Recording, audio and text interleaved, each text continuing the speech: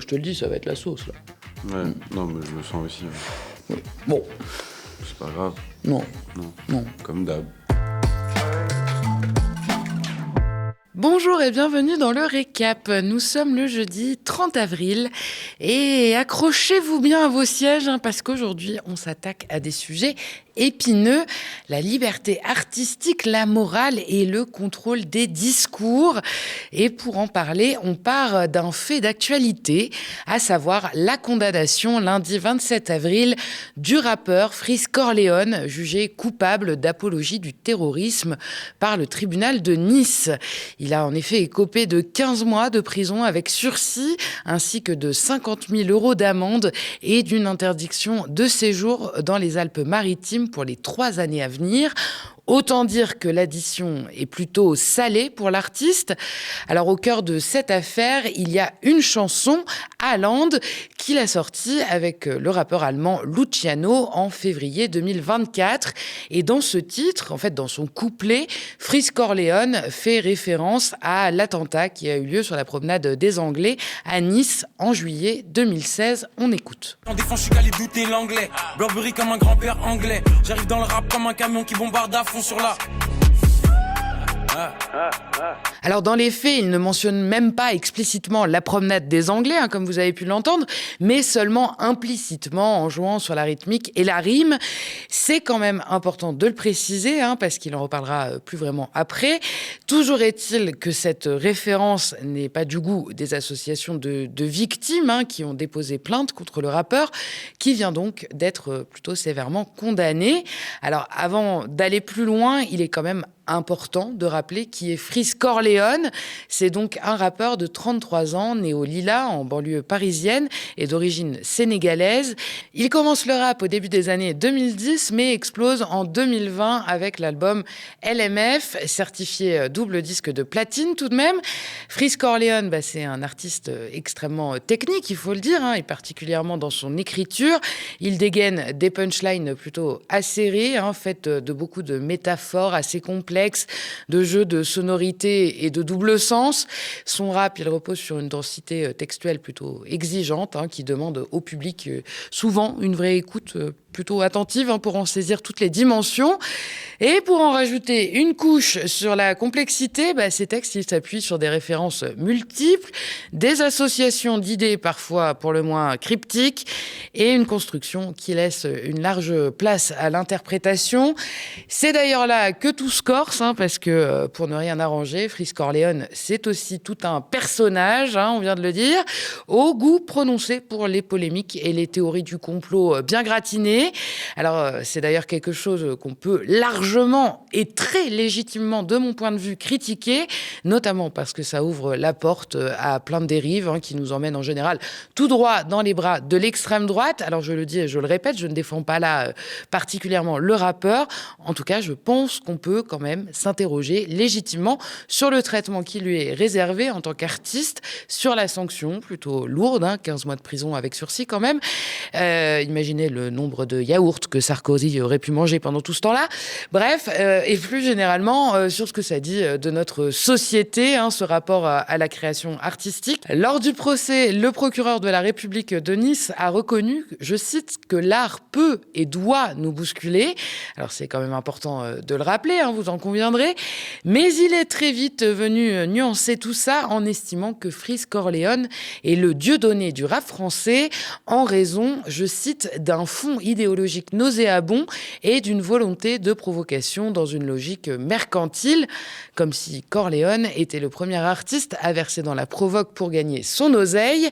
Rappelons quand même que le principal intéressé a beau prendre un très grand plaisir à marcher systématiquement sur une ligne de crête morale, voire de tomber du mauvais côté régulièrement, en jouant avec la provocation et des sujets qu'il sait inflammables dans ses textes. Il n'a pour autant jamais été condamné, enfin jusqu'à lundi dernier. Rien dans sa trajectoire judiciaire donc ne laissait présager une telle sévérité de la justice. En revanche, tout dans sa trajectoire médiatique, construisait une image, ça c'est bien vrai, une image qui est controversée, sulfureuse, clivante, ça ne fait absolument aucun doute. C'est donc moins un texte de rap, des paroles à proprement parler, qui semblent avoir été jugées que le personnage de Freeze Corleone, ou plutôt l'idée qu'on s'en fait, parce qu'en dehors de ses musiques, il n'est pas du genre très bavard, Corleone. On le voit à peu près jamais en interview ou dans les médias. Il se tient plutôt très à l'écart de tout ça et cultive habilement ce mystère autour de lui, toujours un peu cryptique, mais comme d'autres le font dans le rap. En revanche, on parle régulièrement de lui sur les plateaux ou dans les journaux, comme du rappeur controversé du moment. Donc plus qu'un personnage à part entière, c'est l'image qu'on s'est fait de lui qui est gravée dans les mémoires. Et là où c'est problématique, c'est quand la justice prend cette image pour argent comptant et qu'elle ne se contente plus de juger ce qui est dit, mais ce qu'elle estime être suggéré par l'artiste. Dans ce cas-là, elle ne tranche plus sur les faits, mais sur des intentions qu'on prête à quelqu'un. Vous la voyez venir, la pente glissante ? Alors, la comparaison du procureur entre Corleone et Dieudonné est assez évocatrice de ça, parce que Dieudonné, l'humoriste, il a été condamné pour des propos largement explicites, développés, répétés et surtout assumés pour ce qu'ils étaient. C'est pas exactement comparable au texte d'un rappeur qui, en l'occurrence, ne dit même pas vraiment ce qui lui est reproché dans le texte là qui a été jugé. Si vous voulez mon avis, on empile quand même beaucoup d'interprétations dans cette histoire, sans compter que le rap traîne avec lui son lot de clichés plutôt tenaces. Depuis ses débuts, il est associé au quartier populaire, à la jeunesse, à la transgression, à une parole qui dérange des codes établis. Et pour une partie de l'opinion publique, cet imaginaire, il déborde très vite vers des raccourcis un peu plus sombres, où se mêlent violence, drogue, délinquance, le tout se mêlant avec des préjugés racistes et classistes, évidemment. Les élites bourgeoises regardent souvent le rap comme elles contemplent la misère, souvent avec dégoût, parfois avec pitié, mais toujours avec condescendance. Et surtout, sans rien y comprendre. Un bon exemple de cette dualité, c'est Medine, le rappeur havrais. Depuis ses premiers albums, il est scruté et toujours traîné au cœur de polémiques montées de toutes pièces autour de sa personne et de ce qu'il représente. À la différence de Freeze Corleone, lui, il s'exprime beaucoup. Et justement, il est venu aux médias, dans le fauteuil, pour en parler. Je me souviens d'une de mes premières polémiques, qui n'est pas une polémique parce qu'elle est confidentielle en vrai, c'est quand je sors mes premiers albums.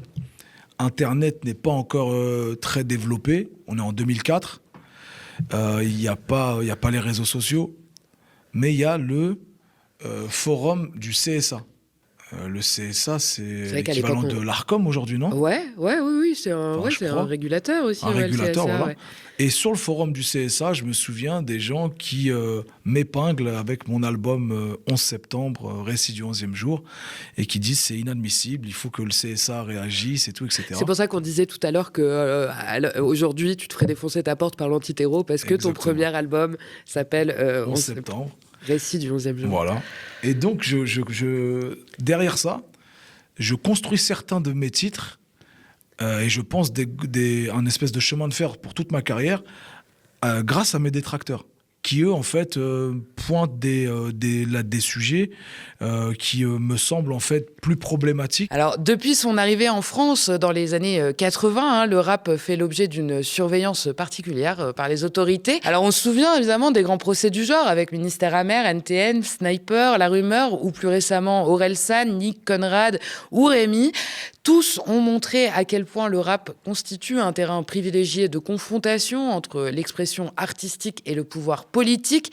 Alors ce n'est pas un hasard, parce que le rap porte évidemment une parole sociale, même quand il ne se veut pas frontalement engagé. Le rap, c'est évidemment une fenêtre ouverte sur la jeunesse, une certaine jeunesse, ses références et ses idéaux, souvent sans filtre, exprimés de manière peut-être conflictuelle et surtout issus de milieux moins institutionnels. institutionnalisé. Et forcément, tout ça mis bout à bout, ça dérange. Mais plutôt que d'essayer de comprendre ce que dénoncent ces artistes et leur public en caisse de résonance, les autorités préfèrent les contrôler. Et comme toujours, pour ça, elles les répriment. Ce qui est intéressant, évidemment, dans cette succession d'affaires dont on vient de parler, c'est qu'elles ne sont jamais totalement identiques, mais qu'elles produisent souvent le même effet au final. À chaque fois, on rejoue la même scène, on part d'un texte de rap, on crée une polémique sur la base d'une interprétation publique, puis on trouve une forme de réponse institutionnelle, qu'elle soit juridique ou médiatique. Et à chaque fois, la question revient, est-ce que l'on sanctionne ce qui est dit ou ce que l'on pense que ça veut dire ? Parce que si l'on pousse la logique jusqu'au bout, on touche à quelque chose de beaucoup plus large que le seul cas de Freeze Corleone. On touche à la liberté de création, celle qui n'est certes pas absolue, mais qui est quand même censé être là pour protéger les artistes. Et c'est là que la frontière devient un peu fragile, car une œuvre d'art, surtout musicale, ne fonctionne presque jamais comme un énoncé juridique ou encore moins comme une démonstration de maths. Au contraire, elle fonctionne par image, par symbole, par détour et particulièrement dans le rap, encore plus avec des artistes comme Freeze Corleone, on l'a dit. Tout ça suppose une part d'implicite, parfois même de contradiction. Et encore une fois, on ne défend pas tout ce qu'il dit, je tiens à le répéter encore une fois. Lorsqu'on commence à lire des paroles comme on lirait un texte administratif, cependant, il y a quand même des chances pour qu'on se plante. Il ne s'agit pas là de nier l'existence des limites ou leur bien fondé, mais il semble cependant important de pointer et de comprendre ce que produit une lecture interprétative des œuvres d'art et le risque que ça peut générer pour toute la société, parce qu'à force de chercher ce qui est derrière les mots, on finit par ne plus les écouter. Les mots, justement, en 2024, le Sénat a d'ailleurs alerté sur les atteintes de plus en plus nombreuses portées à la liberté de création artistique, notamment en s'intéressant à la diffusion des œuvres. Alors, il pointe les annulations de concerts, les pressions locales sur les artistes liées à des engagements ou à une image véhiculée, comme on en a parlé, d'éventuelles intimidations, ou encore, et c'est plus insidieux, l'autocensure anticipée de programmateurs culturels ou d'élus locaux. Cette dérive, elle est d'autant plus préoccupante parce qu'elle s'installe parfois discrètement au nom du risque de polémique ou du trouble à l'ordre public. Alors ça, Medine, il connaît par cœur, et il en avait d'ailleurs parlé dans notre émission, si ça vous intéresse. Et Freeze Corleone aussi. En 2020, après avoir fait l'objet d'une enquête pour provocation à la haine raciale, largement commentée et montée en épingle par certains médias pour qui ça fait le beurre, son label, Universal Music, l'a lâché en dénonçant, je cite, des propos racistes inacceptables. À la fin, l'enquête a été classée sans suite, mais le mal a été fait. Les concerts de Freeze Corleone ont été régulièrement, et ils sont toujours régulièrement, interdits par les autorités en raison au choix d'un risque de propos injurieux ou de troubles à l'ordre public, on l'a dit. Pour les sénateurs, cette tendance est d'autant plus inquiétante qu'elle fragilise un principe central, celui de la liberté artistique, protégée comme une condition de vie démocratique saine. Et tout ça, c'est évidemment renforcé par un contexte budgétaire particulièrement tendu qui pèse sur tout le secteur culturel et qui tend évidemment à favoriser l'asepsie morale des artistes et du milieu en général. À la moindre polémique ou prise de position un peu trop vertement critiquée, les artistes sont lâchés par leur label ou par leur maison de disques, par leur soutien. Ils sont marginalisés, ils voient parfois leur carrière même s'éteindre. À titre d'exemple de ce qui traverse notre société ces dernières années, on peut évidemment citer toutes celles et ceux qui ont courageusement dénoncé le génocide à Gaza et qui se voient fermer de nombreuses portes. L'humoriste Hakim Omiri en témoignait d'ailleurs de son expérience personnelle sur la question récemment sur la chaîne YouTube de la Zawa Prod. Mon attachée de presse, elle m'a dit ça fait 20 ans que je fais ce métier. Elle m'a dit je n'ai jamais connu ça. Elle m'a dit il y a des gens, ils ne veulent pas venir voir ton spectacle. Ah ouais. Tu sais, des journalistes, il y a des journalistes qui sont venus, ils voulaient faire une critique positive du spectacle, leur rédac, elle leur a dit non, on n'écrit pas dessus. D'accord, ok. Et il y a des rédacs qui ont dit vous n'allez pas le voir, et il y a des émissions que je devais faire à la télé qui m'ont annulé. Okay. Donc non, oui. Non mais ouais, ok. Donc tes prises de position pro-palestiniennes sont en train de te tuer dans le milieu. Ouais, vraiment. complètement. Alors, ce qui se dessine derrière tout ça, ce n'est pas seulement une série de polémiques artistiques, de décisions de justice isolées et de cas individuels. C'est quelque chose de plus diffus et aussi de plus structurant, malheureusement, une moralisation progressive de la création artistique. Mais sauf que quand même, il faut préciser que tout le monde n'est pas vraiment logé à la même enseigne. Et on peut parler de l'exemple de Patrick Sébastien, qui est à cet égard un peu révélateur quand même. Il fait le buzz là ces derniers jours avec son nouveau titre Delphine, en référence à Delphine Ernotte, la patronne de France TV, celle qui l'a virée de France 2 avec son plus grand cabaret du monde là. Alors dès qu'il en a l'occasion, il règle ses comptes avec elle à sa manière, et c'est pas toujours joli. Cette fois, il en a carrément fait une chanson, toujours à sa manière, bien vulgaire, bien sexiste. Bon, la principale intéressée a indiqué son intention quand même de porter plainte pour outrage sexiste et sexuel, mais Patrick Sébastien assume grandement et il s'en explique sur tous les plateaux sur lesquels il est largement invité. C'est un juste retour des choses. Vous savez, quand elle a dit qu'il y avait trop d'hommes blancs de plus de 50 ans à la télévision, c'est de l'attaque, c'est de la ségrégation. C'est pas moi qui ai commencé, comme je dis dans la chanson. Après, c'est de la farce. C'est de la blague. La seule chose qui me fait peur, ça serait qu'elle tape à ma porte en me disant finalement je voudrais la connaître et là je suis pas prêt. C'est pas comme je t'ai dit, j'ai jamais violé personne, j'ai jamais agressé sexuellement. Je me comporte avec les femmes de manière très respectueuse. Je crois qu'on ferait mieux de s'occuper. Oui, mais parce que la dame n'est pas respectable. Je suis désolé. Alors, les provocations et les débordements sexistes de Patrick Sébastien sont pris souvent comme de l'humour, du second degré, voire même en s'inscrivant dans une longue tradition de la chanson populaire française. Il a un peu l'image du vieux tonton border, un peu trop porté sur la chose, qui met mal à l'aise, mais qui fait marrer tout le monde, voilà. Et même quand il dérape largement, on se montre un peu tolérant. C'est fait pour provoquer, je crois que c'est fait pour ça. Donc si on disait qu'on n'était pas choqué, on le décevrait. Voilà. Et puis il y a un esprit français grivois qu'on peut trouver de très mauvais goût, mais allez, soyez francs vous-même, ça vous fait marrer quand vous n'êtes pas à l'antenne, donc avouez-le. Dans le rap, en revanche, des contenus parfois tout aussi ambigus ou provocateurs, voire border, foncièrement, ils sont pris beaucoup plus au sérieux tout de suite, de manière littérale et rapidement ramenés à des questions morales et politiques très sérieuses. Ce n'est donc pas seulement ce qui est dit qui compte, mais aussi qui le dit et dans quel univers culturel ça s'inscrit. Tout le monde n'a pas le même bénéfice du doute, dirons-nous. Ce décalage en dit finalement plus long sur notre époque que réellement sur les artistes eux-mêmes, parce qu'à partir du moment où une œuvre n'est plus seulement jugée pour ce qu'elle dit, mais pour ce qu'on suppose qu'elle implique, on change quand même de terrain. On ne discute plus d'art, on organise des interprétations légitimes et des interprétations interdites. Et c'est là que la moralisation devient un outil politique à part entière, même quand elle ne se revendique pas comme telle. Elle ne passe pas forcément par la censure directe, on l'a vu, mais par un climat de vigilance permanente où la création s'ajuste à ce qui est socialement acceptable de risquer. Et financièrement également, il faut le dire, pas besoin d'interdire frontalement les choses quand la prudence généralisée produit le même effet. Le résultat est simple, mais assez lourd quand même pour le collectif. Un espace public où certaines paroles se raréfient, non pas parce qu'elles sont vraiment interdites, mais parce qu'elles deviennent coûteuses à porter.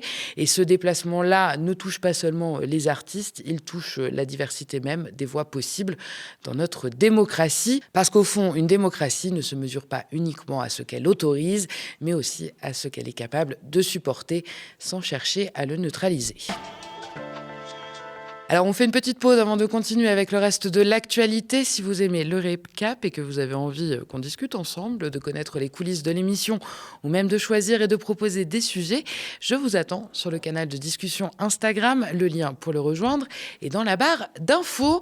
Et puis, vous le savez, sans vous, pas de récap. Pas de médias non plus. Depuis plus de 8 ans, notre chaîne télé tient bon en indé, dans un paysage audiovisuel toujours plus concentré et réactionnaire. Chaque jour, nos plus de 25 travailleurs et travailleuses mènent courageusement la bataille de l'info. Mais pour continuer, nous avons besoin de vous. Notre antenne, notre histoire, c'est vous qui la faites vivre. Alors, abonnez-vous aux médias ou faites un don défiscalisé. Toutes les infos sont sur notre site internet tnt.lemedia.fr. À la veille du 1er mai, le RN prouve une nouvelle fois qu'il est tout sauf le parti du peuple. À Liévin, dans le Pas-de-Calais, le nouveau maire d'extrême droite, Dany Peva, a décidé de supprimer une cérémonie organisée chaque année avec les syndicats. Elle rendait hommage aux 42 mineurs tués par un coup de grisou en 1974. Mais Dany Peva estime que les syndicats, je cite, sont là uniquement pour faire de la politique au niveau national et de la propagande. Et il a donc annuler l'événement de demain. Cette décision a été vivement critiquée dans la commune. L'opposition dénonce une volonté du RN d'effacer la mémoire ouvrière du territoire. Les syndicats dénoncent quant à eux, je cite, une détestation des organisations syndicales qui en dit long sur la considération portée aux travailleurs. Rien d'étonnant quand on voit que le RN soutient le gouvernement Lecornu dans sa volonté de faire travailler les salariés le 1er mai, qui, on le rappelle, est le seul jour férié obligatoirement chômé et payé en France. La liberté de la presse est au plus bas dans le monde depuis 25 ans. L'ONG Reporters sans frontières a publié aujourd'hui son rapport annuel et il est particulièrement inquiétant. Pour la première fois dans l'histoire de ce classement, plus de la moitié des pays du monde sont dans une situation dite difficile, voire très grave, et moins de 1% de la population mondiale vit dans un pays où la presse se porte bien.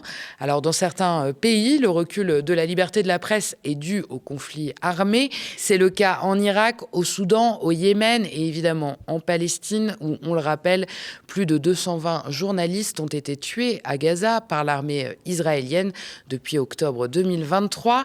Ailleurs, ce sont des régimes dictatoriaux qui menacent la presse, comme en Chine, en Corée du Nord ou en Érythrée. En 2026, les journalistes sont donc toujours emprisonnés ou tués. Et en plus de ça, ils font face à des pressions économiques, politiques ou juridiques de plus en plus intenses. On le voit bien aux États-Unis avec Donald Trump qui attaque systématiquement la presse, ou en Russie avec des lois qui criminalisent les journalistes. Et la France, quant à elle, elle arrive en 25e position du classement sur la liberté de la presse. RSF rappelle que les reporters font l'objet de violences policières, que le financement de l'audiovisuel public reste fragile et il s'inquiète de la concentration des médias entre les mains de quelques industriels, d'où l'importance, vous le savez, de soutenir les médias indépendants comme le nôtre. Un point maintenant sur la guerre au Moyen-Orient. Donald Trump a évoqué hier la possibilité de prolonger le blocus des ports iraniens pendant plusieurs mois si nécessaire pour tenter d'asphyxier économiquement le pays et de le faire renoncer à ses ambitions nucléaires. L'Iran aurait proposé ces derniers jours de mettre fin au blocage du détroit d'Ormuz à condition que les États-Unis lèvent le blocus des ports et repoussent les discussions sur le nucléaire, mais Washington refuse. Après l'annonce de Donald Trump, le cours du pétrole a atteint son niveau le plus haut depuis 2022. Le secrétaire général de l'ONU, Antonio Guterres, appelle quant à lui à laisser de nouveau passer les navires dans le détroit. Il s'est dit très inquiet de cette situation qui entrave nécessairement la distribution du pétrole, du gaz, des engrais et d'autres matières premières critiques et qui étrangle l'économie mondiale. Merci d'avoir regardé cette nouvelle édition du Récap. N'hésitez pas à nous laisser vos impressions en commentaire si vous nous regardez sur YouTube ou via email si vous nous regardez à la télé. Pour nous soutenir, n'oubliez pas de vous abonner aux médias ou de faire un don défiscalisable. Tout est sur notre site internet. Vous pouvez aussi, et ça ne coûte rien, parler de nous autour de vous, nous suivre et nous partager sur les réseaux sociaux. Ça nous aide déjà beaucoup. Pour retrouver l'ensemble de nos programmes, rendez-vous sur Free, canal 165, sur Orange, canal 235, sur Molotov, sur notre site, ainsi que sur nos 2 chaînes YouTube, Le Média et Le Média 24/7. Merci, très bonne soirée sur Le Média.